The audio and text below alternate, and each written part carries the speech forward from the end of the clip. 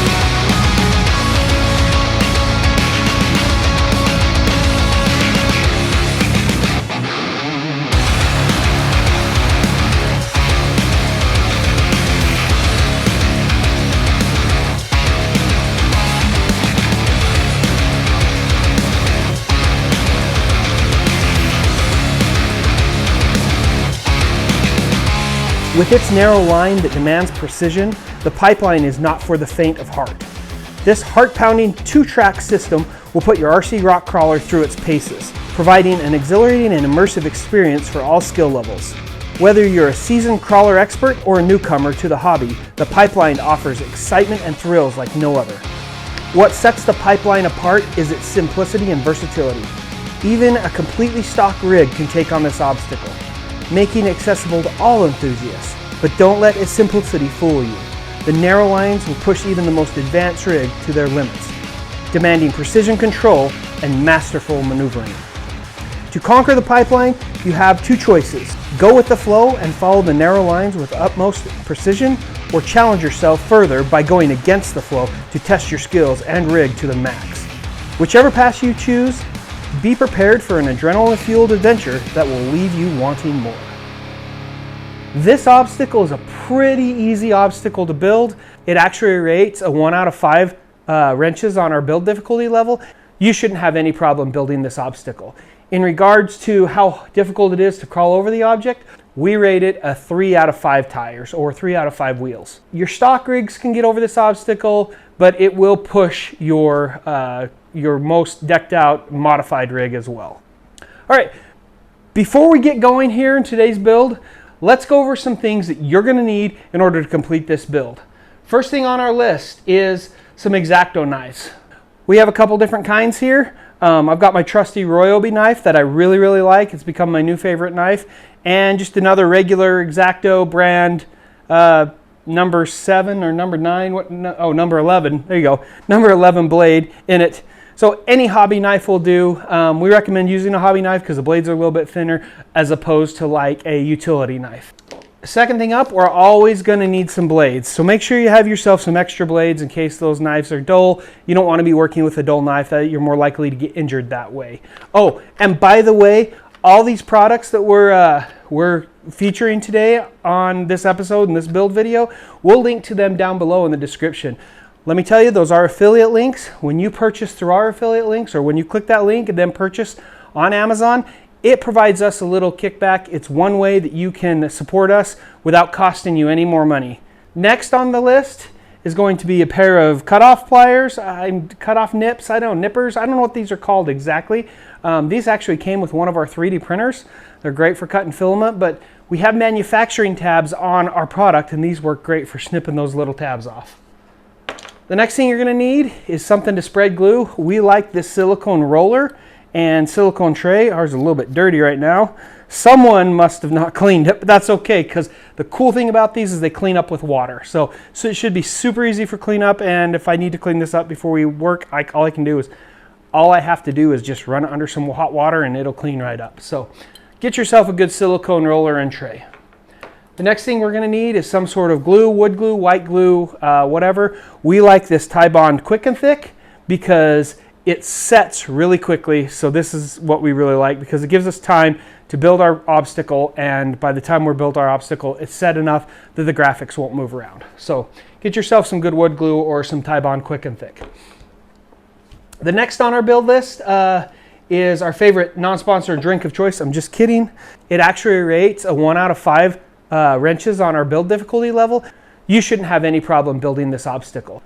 All right, guys, now that we've covered everything on our shopping list or our build list of what the materials we need, and we've got our materials in order, let's jump into the build. This build is awesome. This is turning out to be one of my favorite obstacles, and I know you guys have heard me say that over and over and over again, but this truly is a cool and unique obstacle. It's not like anything else we've offered thus far. If you want to know our other offerings, we'll put a link in the description below to our website and to where you can purchase all of our obstacles, including this pipeline, because if you're seeing this video, guess what? This pipeline or the pipeline is out there in the wild. So go over to crawlertracks.com or thehangerrc.com and pick yourself up one. With that being said, let's get to the build. All right, let's set this aside here and let's get to the build. This is exciting. I love this. I love this obstacle. When you get your obstacle in the mail, it'll come just like this. Obviously, if you ordered other ones, they'll come all in packaged in one. You'll save a little bit on shipping. But when you get your obstacle, it'll look like this. It'll be wrapped in cellophane. And this obstacle happens to have 2 sheets and 2 sheets only. So let's grab our X-Acto knife and tear into this guy. In each obstacle, you're going to find an info sheet, which is right here. On this info sheet, it'll tell you a little bit about the obstacle. It'll give you the build difficulty and the obstacle difficulty, give you a link to this video via QR code or short link, and just a little bit more general information about the obstacle you just purchased. Set that aside over here, and you're going to see a sticker. Who doesn't love a sticker? We include stickers with every single one of our kits. And in this case, you're going to get 3 graphics. You're going to get 2 that looks like it's been cut in half. We did that for a reason. I will explain a little bit later why that is. And then you're going to get the 3rd one, which is a full-sized graphic together. Be very careful with these graphics. They're a little bit fragile until you get them on the wood. Let's take our graphics and set those aside. Comes with 2 sheets, sheet 1 and sheet 2. And the first step, like all our obstacles, is we're going to start by punching out these sheets or punching the different pieces of the obstacle out of the sheets. I'm going to start with sheet 2 just because it's on top. And like all our obstacles, these should punch out fairly easy. If they don't, take your X-Acto knife, flip the sheet over, and just look where the manufacturing tabs are or where the laser didn't quite cut all the way through the wood. With wood variances and with temperatures and with humidity, the laser tends to be a little bit fickle. Sometimes it doesn't quite cut all the way through. It's okay, just take that X-Acto knife, cut those manufacturing tabs, cut those little teeny places where it may not have gone all the way through the wood, where the wood's a little bit more dense, and you'll be just fine. If you get a little sliver, such as right there, take your X-Acto knife and just clean it up. That's why we have a good X-Acto knife and lots of blades. But for the most part, these should punch out really easily. Now, I try to be careful with these because these ones have some finer parts than most of our obstacles. So I just take your time, use the wiggle method. We talked about the wiggle method before. Back and forth, wiggle that out until it punches free from its frame.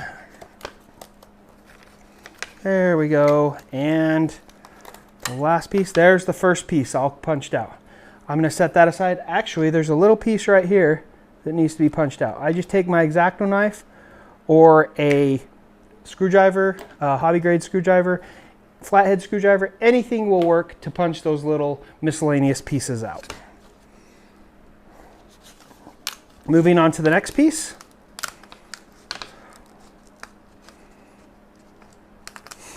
And these 3 pieces on sheet 2 should all look the exact same. If they don't, you've got a big problem. Take my X-Acto knife, just cut some of these tabs just to help free it. Those manufacturing tabs we use to hold the pieces in the frame so they don't get damaged in shipping.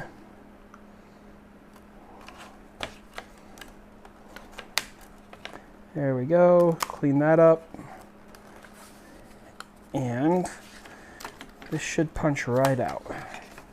Like I said, I'm being a little bit careful with these because some of these pieces are a little bit more fragile than our other obstacles just because of the nature of the beast, just because of the nature of the obstacle. They're a little bit more petite pieces, and I just want to be careful.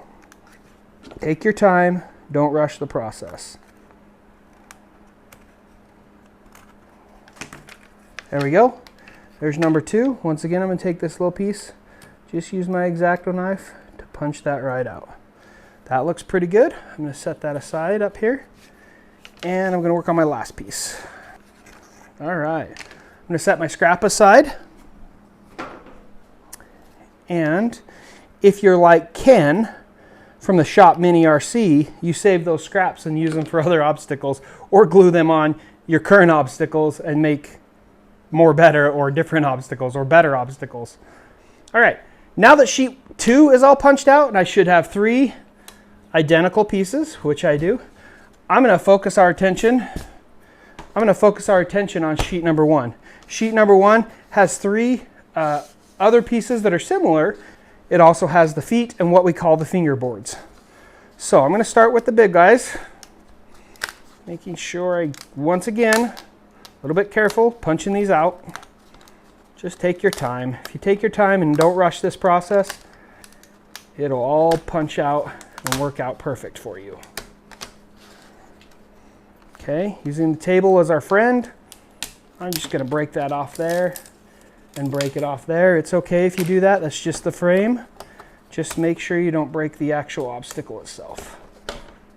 All right, there's number 1. I'm going to take my scrap, set it aside. We always like to maintain a clean work surface. It always makes life just a little bit easier. Working on piece number 2. Once again, if you can break off some of this framing without breaking the obstacle piece, that's always helpful. I mentioned Ken from the Shop Mini RC. We'll put a link to his YouTube channel in the description below. Make sure you head on over there and check his content out. He's got great content. We actually got to hang out with him at Axial Fest Badlands, and he is a riot for sure. Go subscribe to his channel. He's an amazing dude, amazing human being. We really love Ken. All of us here at the hangar love Ken. He's amazing. So go check his channel out. It'll be worth it, trust me. All right, there's the last piece. And one more piece. All right. Take just a second here to clean up my work area. Oh, made it. Nice shot. All right, the last piece that contains the fingerboards and the feet, I'm going to set aside just for a moment because we need to focus our attention on getting the graphics glued on so they can be drying while we're working on the fingerboards and the feet. Set that aside. The last thing you'll notice also is these little teeny pieces. I'm just going to take my X-Acto knife and once again just poke those out so that all the scale detail is there with this obstacle. Not necessary, it's just sheerly aesthetic at this point, but it's kind of a cool little scale detail that you don't want to miss. There we go. Those 3 pieces should be the same. At this point, you should have 6 pieces punched out of the wood. 3 that look like this, and 3 that look like that. This is actually backwards, but that's okay, and that one's backwards. There you go. 3 that look like that, and 3 that look like that. We're going to focus our attention on one of each of these pieces. So I'm just going to pull one of each out, set these ones aside. Now that we have these 2 pieces isolated and pulled apart, we're going to dry fit our graphics. We always like to dry fit because first of all, it allows us to make sure that the graphics are on the right pieces. And second of all, we've seen people who have not dry fit and applied the glue to the wrong side of the wood, and then they either have to wipe it off or wait till it dries and sand it down, and it ends up making the wood not look that great. You need to make sure you dry fit these pieces so that you know where the graphics go. Always dry fit. There we go. That looks pretty good. I should flip these around so you guys can see them better, because technically this is the way that they go. All right, so now moving on to our glue. Let's talk about the different skinning options or the different graphic options you have when building our product. What makes our product so awesome is the fact that you have these customizable features. You can customize the obstacle to your liking. So the first one is not applying any skin at all. Not applying a skin is completely up to you, and it's perfectly okay. It's going to function the same. It just is an aesthetic thing or not, right? So you can choose to not apply the skin. In fact, Joe over at Exocaged RC has decided to use our product on his outdoor course. He's not going to be applying the skin, or maybe he is. But we've been doing some testing with some waterproofing product, the type of product that you use on a deck, and those weatherproofing tests have turned out to be fairly successful for us. So hopefully Joe over at Exocaged has success running our product outside. We don't know how it's going to act, we don't know how but he's going to test it out for us. And if you're interested in following that, learning how our product does in an outdoor environment where there's water and weather, we'll put a link to his YouTube channel in the description below, and you can follow him and learn, like we are, how our product does in an outdoor weathered environment. The second option, which we've seen people do and we don't recommend it, is applying the skins just by inserting them into the fingerboards. Just by slipping them down, don't gluing them at all. The problem with this method is that when your rig falls off the obstacle or approaches the obstacle, those skins are going to get bent, they're going to get torn, they're going to get all sorts of messed up, and you're going to end up throwing those skins away. Now, if you don't care, maybe that's the route you need to go. But we don't recommend it because we like our product and we like our obstacles to look good as long as possible. Obviously, the rock crawling obstacles are going to get beat up a little bit, but we like to apply the skins in a good manner. The third way, and we've had a little bit of experience with this, actually we've had a ton of experience with this because our airplanes all use this method, is by applying the skins with spray glue or some sort of adhesive that sprays on, such as Super 77. Most of you are probably familiar with that product. It's a great product, works wonderful on the airplanes. We found that's how we adhere our skins to our airplanes, but we have found that over time the Super 77 or the spray glue product tends to peel up, especially on the edges, and we've had to go back and actually super glue those edges back down. Not a problem for a short-term solution, but just be aware of that. The solution that we like the best is a good wood glue, such as our Tybond Quick and Thick. A good wood glue, a good white glue, a Tybond wood glue, any of those options are going to be your best options, especially when your rig's going to be running over them, falling off, the axles are going to be scraping. Those are the wood glue, the Tybond is going to allow on the edges for that to be really strong, and your graphics aren't going to end up being damaged. So get yourself a good wood glue, Tybond Quick and Thick, a white glue, a Elmer's glue, and you'll have the most success with applying and getting the graphics to adhere to the wood. So that being said, let's get on with applying our graphics. So now this one you'll notice is in two pieces. The reason why it's in two pieces is because our press won't print any bigger than this, so we had to divide it in half. But we've done this on other obstacles, and because we use such a thick paper, what you would call a cardstock, it allows it to be put together without noticing where that joint is. So as you can see, I've gone ahead and dry fit this one. Perfect, and you won't even know that that seam is even there. Everything looks good, so let's start with this piece. Gonna grab my Tybond Quick and Thick, take the lid off, and I always take the lid off because mine is starting to get a little bit older and it develops this goo in the top of it, which is kind of a pain in the butt. However, I'm just gonna grab my tray here of silicone, my tray of silicone. Normally I like to put the glue directly on the pieces of wood, But in this case, because this wood is a little bit narrower than most, I'm just going to put a little quick and thick in my roller, and I'm going to use this because I don't want to get too much glue on my obstacle. It just makes a mess, and it's not hard to clean up, it's a pain in the butt to clean up. So this way it'll allow me to roll my roller out and get that excess glue off, and then I'm just going to come over to my obstacle and roll the glue on the obstacle. Make sure you get good coverage on the obstacle, especially around the top edge where your wheels and axles and skid plates are going to be potentially scraping. Once again, if you get it down in these little joints here in the little holes where it hooks into the fingerboards, you want to make sure you clean those out really good, because otherwise it won't fit quite right into the fingerboards. All right. Concentrating a lot of my glue on the top edge where things are going to be scraping. And you'll notice I got a little bit on my work surface. That's okay, it cleans up really easily with warm water.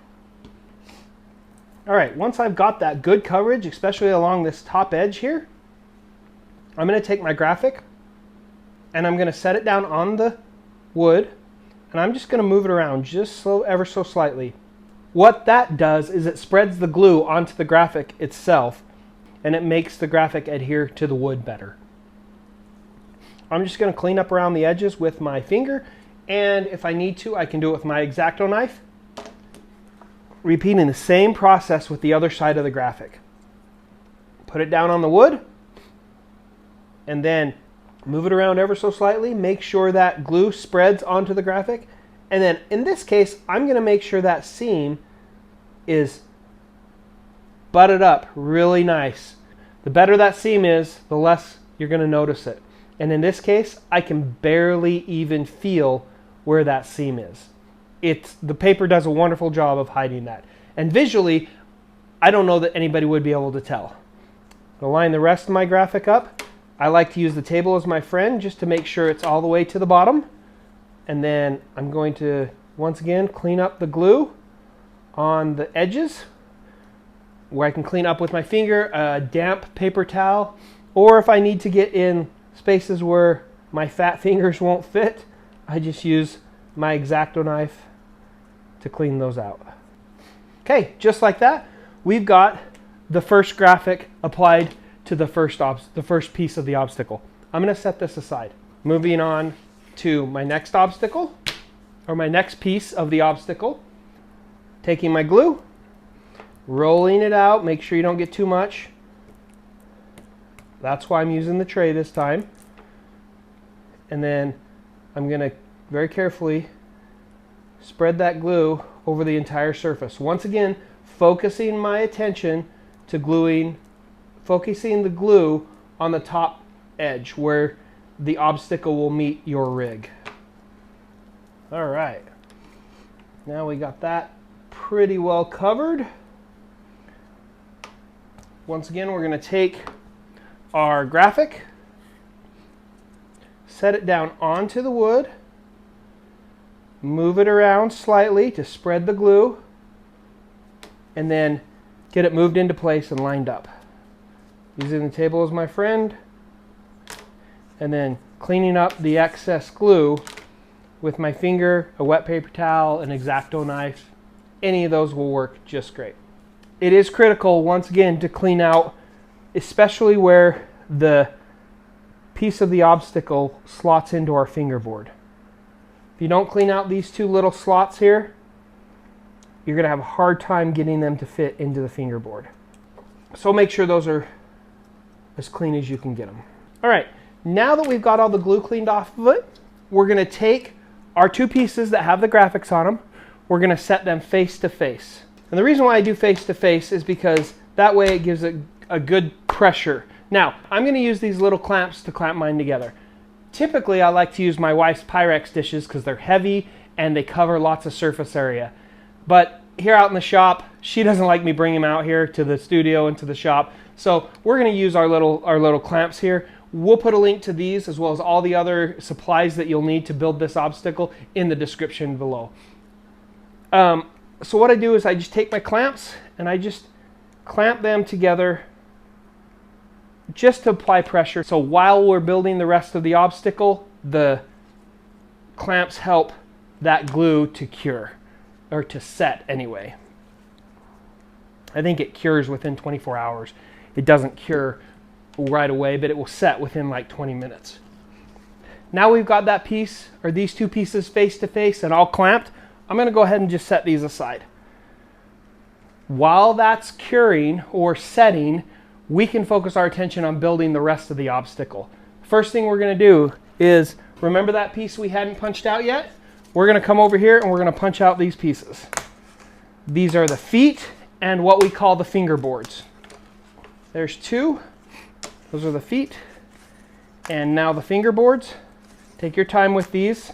If you use the wiggle method, you shouldn't have any problem with them coming out. So again, take your time. Wiggle them back and forth to break those manufacturing tabs, and you shouldn't have any problem getting them out of the frame. All right, now that we have all those popped out, this is garbage. Throw it away or set it aside for now. And we're going to go back to the pieces we just punched out, and we're going to punch out these center pieces here.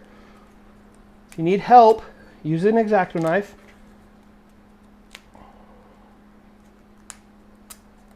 There we go. And then what Ken likes to call scale 2x4s or 4x4s, Ken from the Shop Mini RC. If you haven't checked out his YouTube channel, he's got some awesome content. We'll put a link in the description below. We love Ken here at the Hangar RC. He's become a great friend of the channel and of the show, and a great supporter as well. Punch those out. Here's your little micro scale 4x4s. We set those aside here. I don't know what to do with these pieces, but Ken will figure something out. And then we're going to take, you'll see that these manufacturing tabs haven't come all the way off. You can use an X-Acto knife, you can use sandpaper. We like these little nippers. They make it super nice.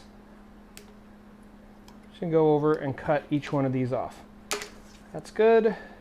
If you have any slivers on these, you can feel free to sand down the edges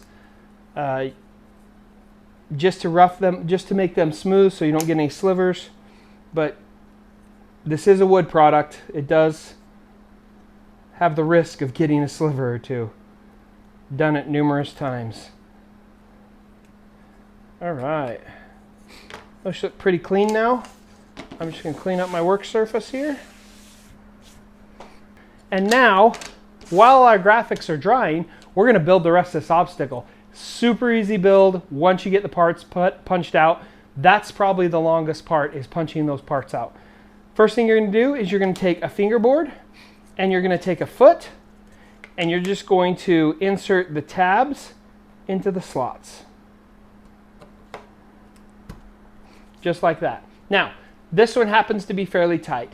Depending on the wood, because there's some tolerances in the wood, some variation, depending on your humidity, if you're in a humid climate, such as Oregon, or such as the East Coast, or a very dry climate, such as Utah, it's going to depend on how these fit or how these stay in the feet. Now, don't be worried about it if they don't stay the way you'd like them. You can just drop a little bit of glue, super glue, and they'll be permanent. But if you still want to take them apart, it's not going to affect the way the obstacle performs if these come up when you pick the obstacle up. All they're there for is stability and to give it something to grip to the surface that it's on better. So that's what they're for. No big deal, no sweat if they don't fit in there and they're not as tight as the ones here in Utah. So just be aware of that. Put those down. That one's really tight. That's not coming off. Luckily, we live in a dry climate, so we don't get much swelling of wood. So that's good. All right, now that you've got the fingerboards onto the feet, we're going to take those and set them aside. Now that we have the fingerboards on the feet themselves, we're going to take a look at the fingerboard. We've got a long side and a short side. The long side goes with the long piece of the obstacle. The short side goes with the short piece of the obstacle. Let me show you what I mean. I'm going to take both these fingerboards and I'm going to line them up, short side on one side, long side on the other. I'm going to take my two remaining long pieces that are not drying with the graphics, and I'm going to slip them down in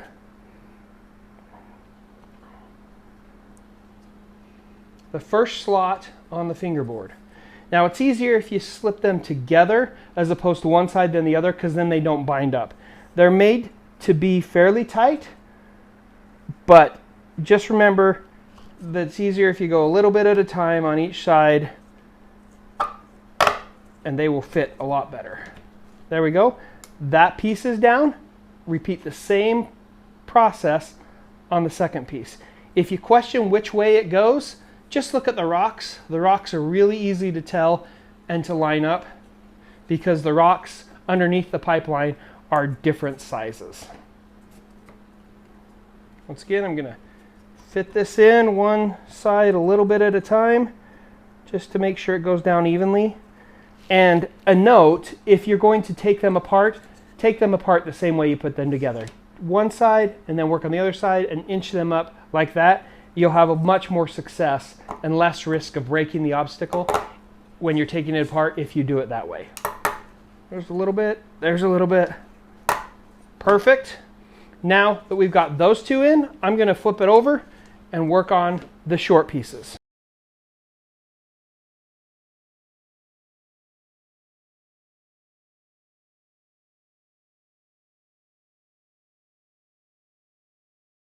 Same process, one side in, then the other, working it down,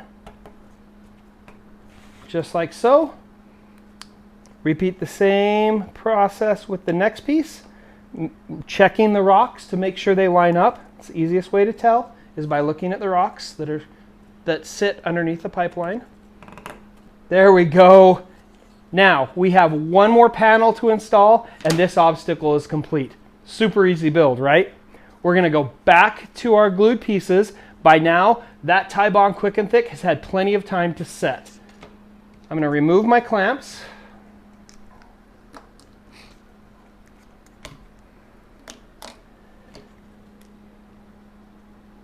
Now that we've got our clamps off our graphics, I'm going to take the short one because it's on this side. I'm going to line up the rocks once again. I'm going to line them up. And once again, I'm going to slide them down one side at a time. Now, we've had a lot of people ask questions, well, can't I put the panel with the graphics in any of the slots? Technically you can, but you'd risk damaging the graphic because it is specifically designed, meaning it's a little bit wider on that outside edge than the other slots to accommodate the thickness of the paper. So just keep that in mind. I'm sure you could if you widened up the slots with an X-Acto knife, but the way it was designed is to run a graphic on each side of the obstacle, so no matter which side of the obstacle you're looking at, there's a graphic there. Just keep that in mind. The next one, working down each side a little bit at a time. And just like that, we're done with the build of the pipeline. This is quickly becoming one of my favorite obstacles, and I know I say that about each one of our obstacles, but I truly do like this obstacle because I can pass the transmitter to a beginner, a noob, and they can tackle this obstacle with a stock rig, but it also challenges the most extreme modified rig and the best drivers out there because of its narrow lines and because you can approach the obstacle from two different ways. This obstacle is truly a fun obstacle, and it's highly portable as well. You can throw this just about anywhere and take it along with you. So let's get a rig on this obstacle and let's see how it does. I'm going to use my dually here. It's an Axial SCX24. Really quickly, let's talk about this rig for those of you who may be new to the hobby or those who are interested in the hobby and stumbled upon this video. Let's tell you all about this rig before we run it. This is an SCX24 C10. I know C10, it's technically a K10 because it is four-wheel drive, but they designated it as a C10, so everybody in the hobby will call this an SCX24 C10. It's got dual wheels, obviously, but the biggest upgrade that's done to this is a brushless motor. It's a FuriTech brushless, and if you haven't heard or seen a FuriTech run, we'll put some links in the description below, or you can head on over to Ken's channel, the Shop Mini RC. We'll link down there as well, and he goes over a ton of FuriTech products, including their brushless motors. This motor is their Micro Komodo motor, and it is ridiculous. The next thing that's done to this rig is a steering linkage. I've upgraded that, as well as my ramp crab differential covers. They're weighted, they're made out of brass, so they're a little bit heavier, get that center of gravity a little bit lower. I've got Injora high clearance links, and the last thing that's upgraded on this rig is the double barrel 51 or 52 millimeter shocks. If you've ever watched Ken, you'll know that it may or may not be the best for crawling, but I, like Adam from Cape Crawlers, we love the great RTI, or the Flex Articulation Nation, I guess, but probably not the best for a comp rig. But obviously this isn't a comp rig because it has the dual tires, and it doesn't always do the best off-road or in a rock crawling situation, but it sure does look cool. So let's try this out. I'm going to move this obstacle out of the way here. I'm going to grab my transmitter, turn on, let's move these guys out of the way, turn on my C10 here. You'll hear the wonderful sound of a brushless motor starting up. Listen.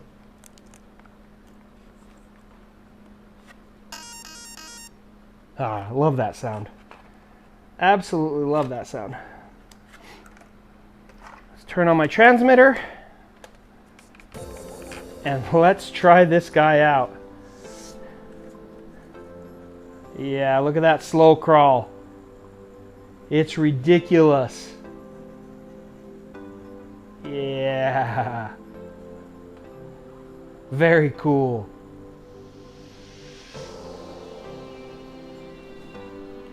Now some of you may say, hey, you're cheating with the dualies in this narrow line obstacle. Maybe, but in other situations, dualies really make it hard to crawl. It's mainly for looks, and it's kind of a cool rig to look at. Not the best crawler in the world, for sure. There we go. Look at that flex.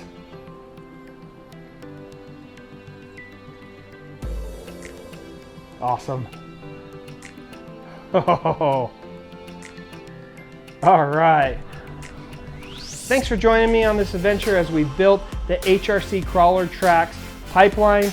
You guys are going to love this obstacle. And if you're seeing this video now, it's already available in our store. Head on over to thehangarrc.com or crawlertracks.com and you can pick up this obstacle for yourself.